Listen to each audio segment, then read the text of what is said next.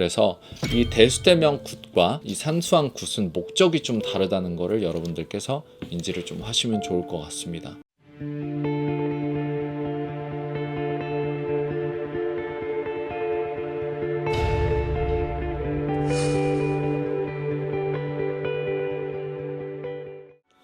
안녕하세요, 수토령입니다.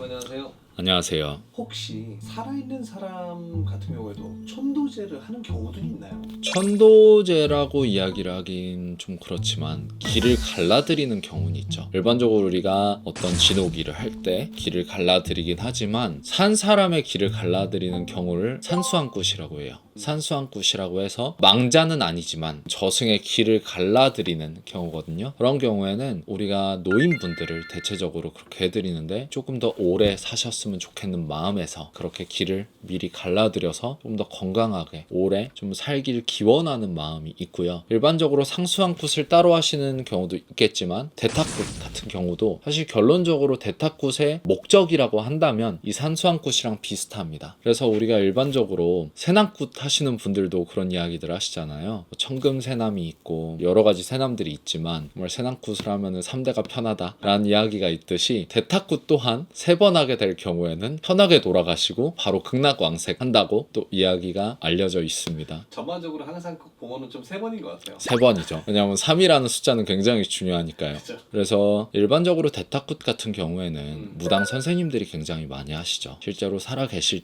쪽에 훗날을 걱정하셔서 대탁굿을 드리는 경우도 있을 것이고, 아니면은 제갓집 같은 경우도 효성이 너무 가득해서 그렇게 대탁굿을 드리는 경우도 실제로 있습니다. 일반적으로 이거를 구분을 잘 하셔야 되는 게, 우리가 사후세계에 대한 어떤 걱정과 이분의 안녕을 위해서라면 당연히 산수한굿을 해드리는 게 맞고, 그게 아니라 내 아버지 내 어머니 혹은 내 할아버지 내 할머니가 너무 아프신데 너무 편찮으신데 이거를 좀 낫게 해드릴 수 있는 거는 어찌 보면은 대수대명입니다. 그래서 이 대수대명 굿과 이 산수한 굿은 목적이 좀 다르다는 거를 여러분들께서 인지를 좀 하시면 좋을 것 같습니다. 그래서 우리가 대수대명, 인신대명, 수대명, 액대명이라고 하는 부분들이 어찌 보면은 안 좋은 애군을 대신해서 동물들이 가져가게 하는 것, 그리고 안 좋은 기운들을 다 빼내서 몸이 아픈 것들을 조금이라도 약발이 더 잘 받게 하거나 몸 아프신 분들을 더 낫게 해드린다는 거를 좀 알아두시면 될 것 같고, 사람이 몸이 아프거나 병에 걸리는 이유는 다양하죠. 예를 들면은 가족의 내력일 수도 있고, 아니면 실제로 저에게 오시는 분들 같은 경우는 묘에 탈이 나거나 조상의 바람이 불어서 아프게 되시는 경우들을 너무 많이 봤기 때문에 그런 것들만 좀 풀어내도 굉장히 좀 편안하게 계실 수 있다는 거 알아두시면 될 것 같고요. 대탁굿이나 산수한굿 같은 경우에는 특별히 내가 몸이 아프지 않더라도 내가 앞으로 살아갈 날들을 위해서